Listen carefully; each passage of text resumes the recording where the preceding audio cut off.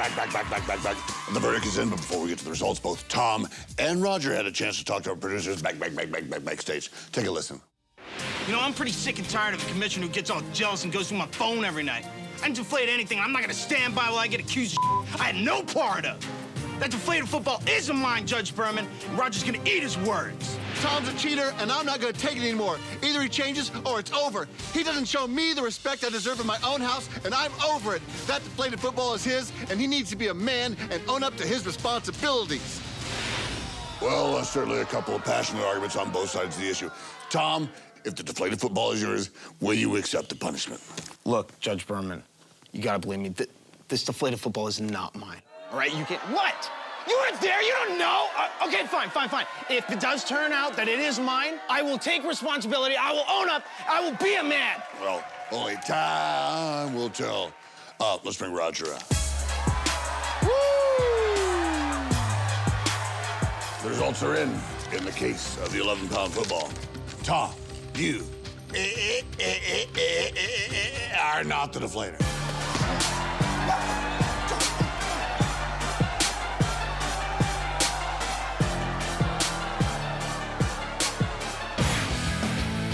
I don't know a lot about sports, but I can drink a lot of beer. My motto is simple: C's get degrees.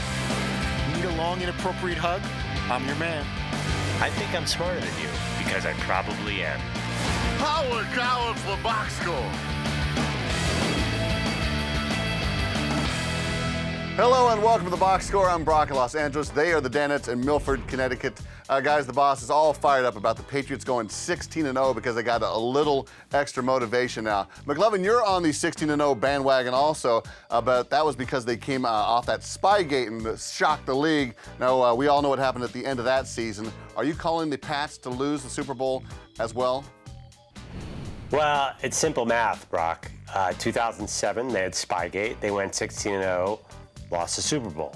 2015, they had Deflategate. They're clearly going 16-0, so they will lose the Super Bowl. Fritzy, are you extra motivated to drop a good one-liner when you book only one guest?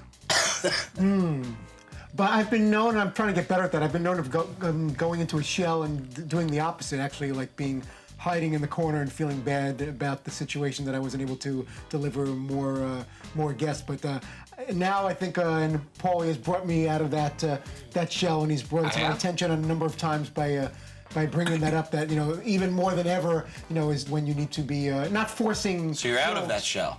I think I'm a little bit more out of the shell. I would say it's fair to say I've mentioned it a number of times. I don't know if you've changed. I think I have. I think today we only had Victor Cruz until Peter King, and then you lined up Donovan, and I think I was very engaged. I'd like to think I've matured about not forcing one-liners, but being more engaged in the conversation and not worrying so much if we don't have any guests or we only have one guest, not to get caught up in that. Good for you. And more than ever having to contribute something verbally if you don't have the lineup there.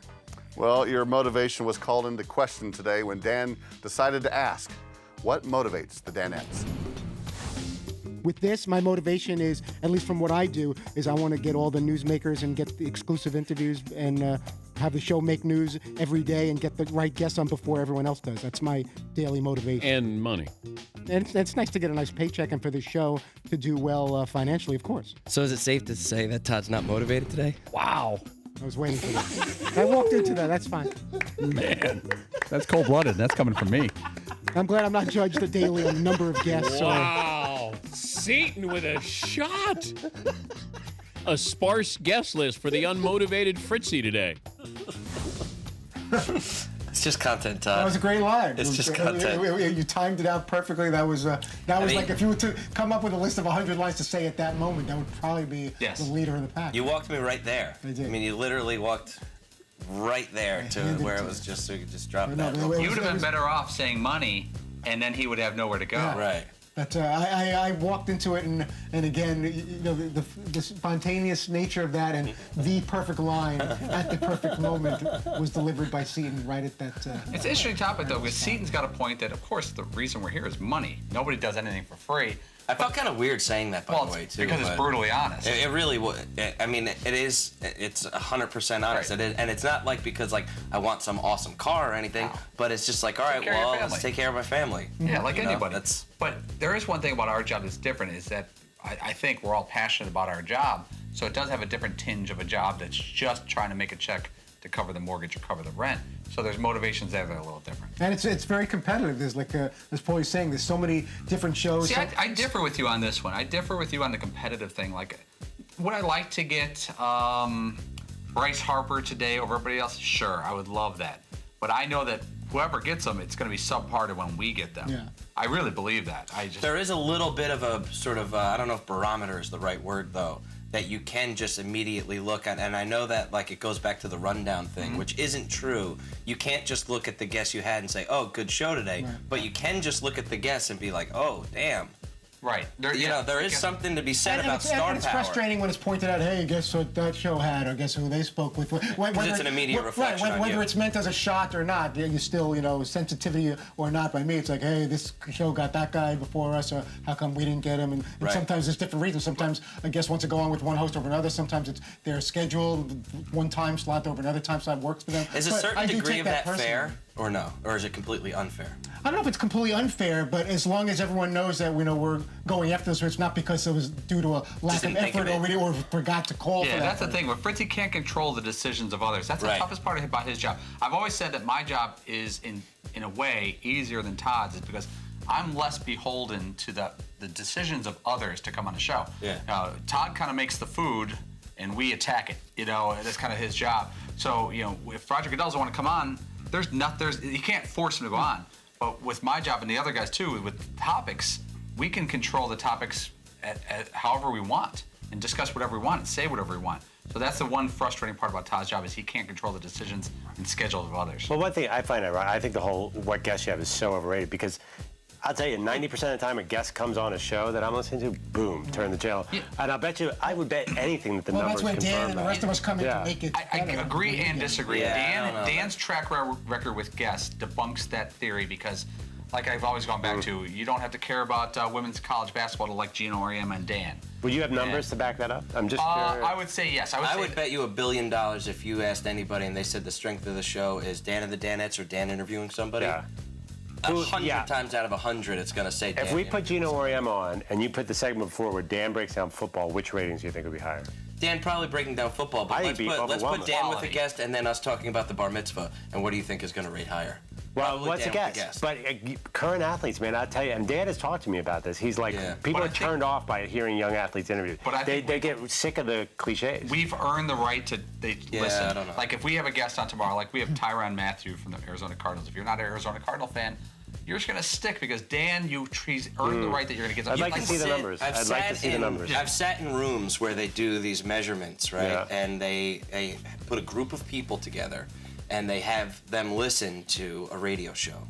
And when they like what they hear, they turn the dial one way, and when they don't like what they hear, they turn the dial the other way. Right. And it's almost universal. When Dan is sitting and talking with somebody, the dial is to we like what's happening. And the minute you hear another voice interrupting, and this happens on radio shows all over the country, if it's not the main guy, and it goes right to the other way, and it's an immediate cliff. It happens all over the country. It's an absolute Which would mean an interview would be a turn No. I would say Dan talking and maybe interviewing a guest would be something that people like very much. Dan, sort of doing shticky interaction things, maybe with us, it'll drop right off. Yeah, All right, let's turn the dial towards the break, shall we? It's much more interesting.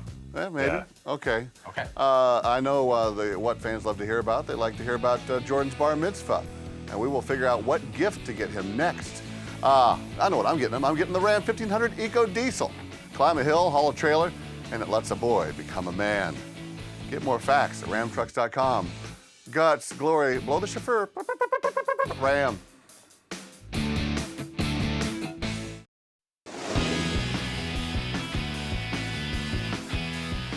We are back here on the Boxer. Guys, the DP show got off to a rather bizarre start today. It was all wedding do-overs in the first segment.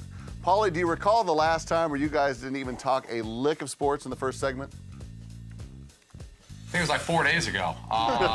Maybe 4 or 5 days ago, we started out a show, and I don't remember the topic. I'd have to check my notes if I have notes. And but we started the show, and we're like 7 minutes in. But you know what? It goes back to, and I believe it, and I don't care about the ratings or any of that bull crap. If Dan and the guys are having fun and passionate about the topic is incidental. You can't go away from sports all day, but you can for a few minutes here and there if it's funny, and they know you're going to get back to it. Now, today, off Monday Night Football, wow, huge story. Aaron Rodgers was great on Monday Night Football. Wow, you can't pass up that story because that never happens. Right. What was the story last night? Aaron Rodgers kicked another team's ass? That was not begging to be dealt with. And so I was sitting there going like, all right, this is cool. I thought about that this morning, actually, with the first segment where I was like, wow, I can't believe we just spent like 20 minutes talking about that. Yeah. But then I thought, well, right, okay, so what are we going to do? Man, Aaron Rodgers was awesome last night, huh? That's what every other sports guy in the country is talking about. And if Aaron Rodgers it has 0 touchdowns and 5 picks, I guarantee we wouldn't have led with what happened. If Tom Brady hurt his foot in a trip at practice, is out for 4 weeks, we're not starting with Bar Mitzvahs. Well, the Chiefs were probably busy thinking about Jordan's bar mitzvah, and Andy Reid was probably trying to figure out what gift to get him. That's when Paulie suggested today the perfect thing to get a boy to become a man. Yes, Paulie. So multiples of 18 on the gift. I got a 20 here. Does Fritzy have 2? I can give him I now. could probably give you change. Or That's 3 what I'm saying. 6-packs. Let me That's work on 18, that. right? That could work. Yeah, we can't give your son. He's 13. You can't give You're becoming a man. Isn't it all about becoming a man? It is about becoming Crack a man. beer. That's how you become a man. That is an angle you can take giving beer. Manischewitz for everybody. Sure. Yeah, we probably should avoid the alcoholic beverages Probably for a means while. that doesn't mean it's bars. You just open the door. You know for me. what? If he really felt that strongly that he wanted like a sip of wine or beer, just like a sip. But isn't this about? Is this the ceremony is about becoming a man in the Jewish religion? And it depends on what you define or what are the things about becoming a man. If it's high on the list to consume alcohol, then. But I don't think he's big on that. Hopefully, he's not big on that right now, as far as I know. Well, no one I don't think going into age 13 is. But someday you have to have your first beer. Yeah, I might have to convince my wife, but if he came to me, he's like, could I just have a little sip of wine, or I really need to know what a beer tastes like. This is the perfect day now that I'm at least being recognized as in the Jewish religion. If I buy as a him man. 3 6-packs of beer, will you put him aside from him maybe till he's of age? I should now do beer. Does beer is like wine? Does that taste better? Like Sure. 6, 7, 8 Sure, years from now, fermented. beer is that a good thing? You to can even have one. hold on to beer. All right, well, Fritzy, who do you think will stay at the bar mitzvah the longest? On one hand, I would say Paulie on one hand because he's always producing, and the longer he stays, the more notes he can take, and the more pictures or video he can take, or whatever else he may be planning on doing to document the evening and see what he can use for the Monday, October 5th edition of the Dan Patrick Show. But that being aside, I know Dan will probably be first to go. If for no other reason, he's just really busy and he's got to get some rest at some point with his 6-day work week with Sunday Night Football. I can see Seton sticking around the longest for not reasons of documenting things for the show Monday, but more for just because he knows how to enjoy. This answer's longer than the bar mitzvah. He knows how to enjoy himself, and I think he's. I know how to enjoy myself at an open bar. Is really. He's going to have a great time. I can see Seton open, sticking I around. will be there. Yeah, nothing as good as a Mogan David. If you're trying to figure out how long the boss is going to stay, we have a clue as we bring you a box score exclusive. I got a tweet saying I'm lying. I do have an amount of time in mind for you to, minimum amount of time for you to stay, or else I'm going to pout. If you leave sooner, then this is what someone tweeted. Is that your wife? No, it's just a fan of the show suggesting that I do actually have in mind a minimum amount of time. Oh, I know expect that. you to stay, and then Yeah, if you do leave have a time prematurely, frame. I'm going to pout about it. Like, if I get there at 6:30 and leave at 8:30. Because that's my window. That's a long time. 2 hours is a long time. For people that I don't really like. So I should all the real fun stuff. I should book for 8:45 and later. It should be like Yes. really fun. Wait, do you really care how long Dan is there? Because there can be you already said there are 100, 200 people? I'm going to be too busy with what's going on to time when everyone's I've heard the coming and guest list going. is over 300 people. No, there's 100 kids. There's about 100 kids, but So I think assuming they each have 2 parents. No, that's not how it works. it doesn't necessarily add up though. But I think there's about 80 to 90 adults. It's flirting with 200. Okay. But I think it'll come out to a little less. 100 kids is a lot of kids. Yeah, but I think it'll be like somewhere. Jordan knows 80 or 100 90. kids? Yeah, well, towards the end, he started inviting just everybody. He's like, well, I threw the ball to that kid once by the mailbox, so can I include him in there? But so it's the true friends versus the acquaintances. No, these are the people that he wanted to invite, and we trust that we know most of them. We trust that those are all legitimate friends, and he's not trying to impress anyone. Like, look at all the people I know, how popular. Can I do something right now? Can I let you know, and I'm not speaking for everybody, I'm not going to say bye when I leave the party. I'm gonna let you have your day. I am gonna do it, but I'm telling you now, so I hope you don't think it's offensive. Bottom line, I'm gonna congratulate Jordan, give him a big hug. Whatever you want to do. I'm gonna thank your lovely wife and yourself for the hospitality. And at some point, because I have something else cooking, I'm gonna have to run. I understand, but I'm not keeping track of. No one's punching any clocks. But I love that you guys are coming as late as you can stay.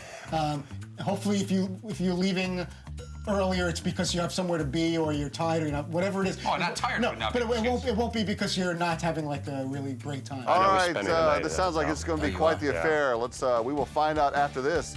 Fritzy can pay for all this catering with his DanDuel winnings. It's week 3. Results after this.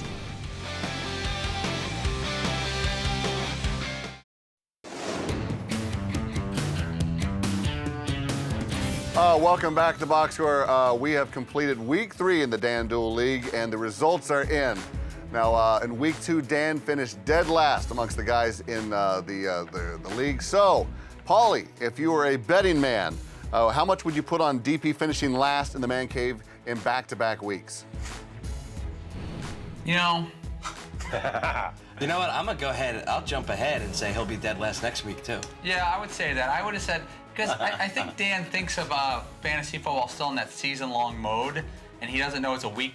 He knows it's a week-to-week thing, but there is some strategy to this that's not similar to a year-long thing. And he's so competitive. I know some of it's luck and everything, who has, someone could get hurt or who's going to have a good week from literally one week to the next. But he can't let that sit well with him at all, that he's going to be the last. Well, like after week 1, you thought he would have been not let it sit well in week 2. Yeah, he's got a little bit of a streak going. But I think this is the week he breaks out.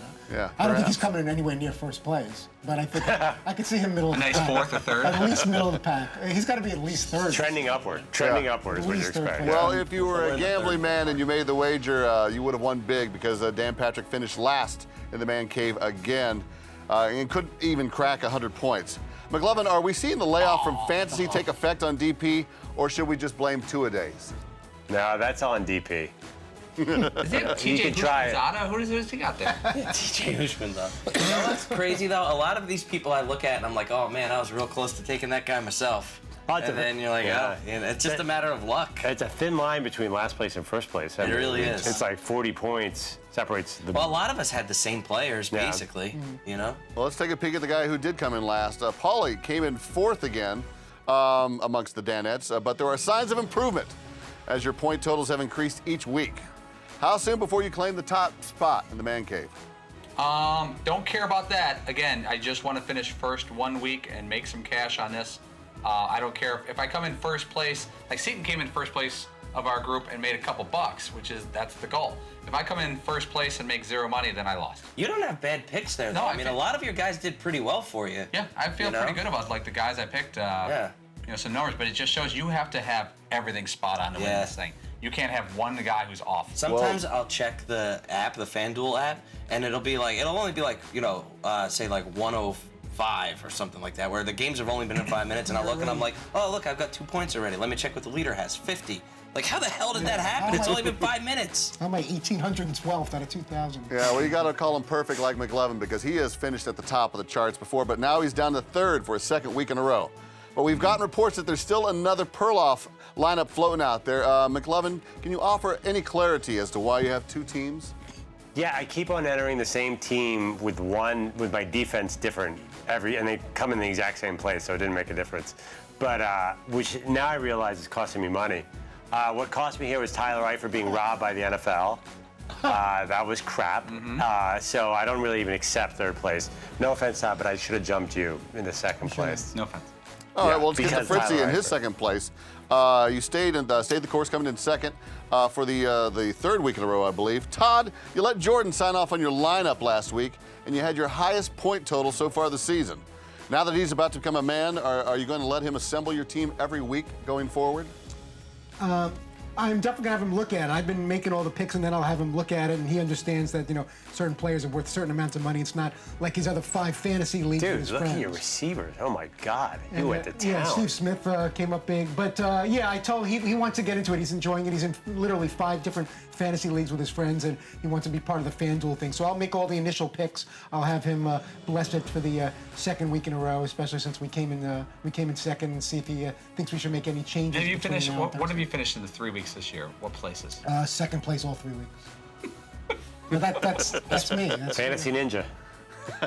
But I would, like Paulie, it would be nice to come in first at one point, but not at the expense of being like last all the other weeks or anything like that. So I do, if I was to continue on in second place like the whole season, I think that would be. You'd be happy getting in second place every week for the rest of the year. As opposed to, and we talked about this recently, as opposed to winning first place one week, but having to finish dead last all. Remember, it's not a season-long contest. I just think that would show. It's about winning a week. Yeah, I don't know. For me, I think that would be impressive to finish in one behind the leader every season. I think if you do the math though, if you win one the first week and then you're last all the other times and you still have to pay to get in, are you ahead or are you under? Let's say 5 weeks, 17 weeks, $5. You're looking at $50 to $85. If you won overall, if you won one overall now in our league, it's probably $500. So you'd be up $415. Oh, that's great. It's pretty quick. Yeah, Seton could use that yeah, money. I'm up $350.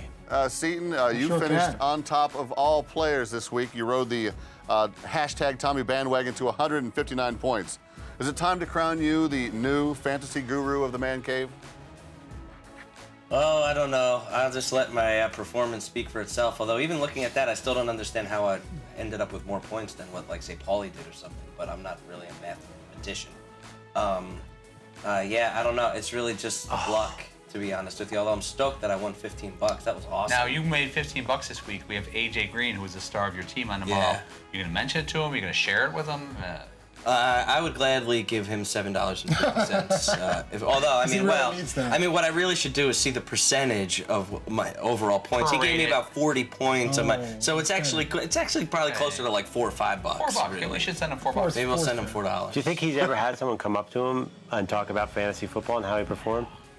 Probably not. Never. But I'll tell you this: he's never had somebody go up to him and give him $4 for fantasy football performance. I'll tell you right. that. That's true. He's probably had thousands come up to him. Yeah. And congratulations to you, Seton, the big winner in week 2.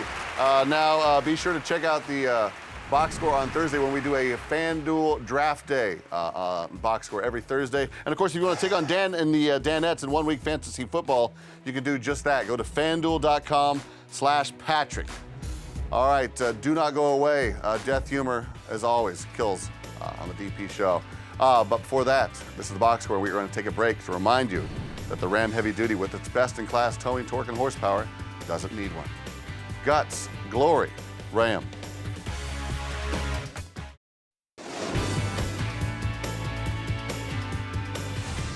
We're closing up shop here on the box score. The guys don't shy away from awkward topics or laughing at them.